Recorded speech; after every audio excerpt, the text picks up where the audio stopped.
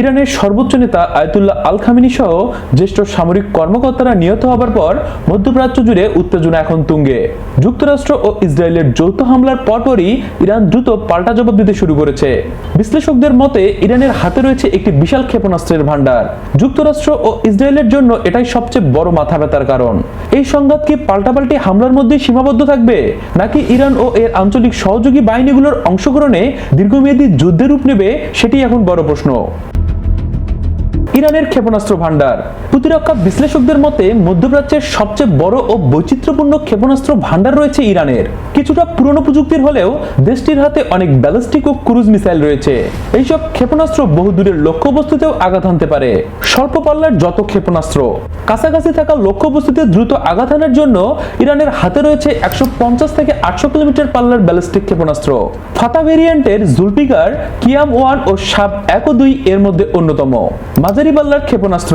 ইরানের 1.5 থেকে 2000 কিলোমিটার পাল্লার ক্ষেপণাস্ত্রগুলোই মূলত যুদ্ধের মোড় ঘুরিয়ে দিতে পারে।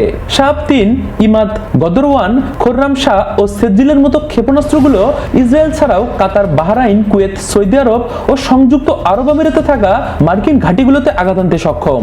ক্রুজ মিসাইল ও ড্রোন। ইরানের হাতে রয়েছে সুমার, ইয়ালি, কুদ্দুস ও রাদের মতো ক্রুজ মিসাইল। 2500 কিলোমিটার পাল্লার সুমার ক্ষেপণাস্ত্র মাটির খুব কাছাকাছি দিয়ে উড়ে যায় বলে রাডারে ফাঁকি দিতে সক্ষম। এর সঙ্গে সংযুক্ত হয়েছে ইরানের সস্তা কিন্তু কার্যকরী ড্রোন। ভূগর্ভস্থ মিসাইল সিটি।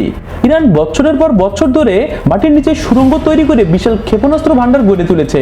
মাটির নিচের এই বাংকারগুলো মিসাইল সিটি নামে পরিচিত।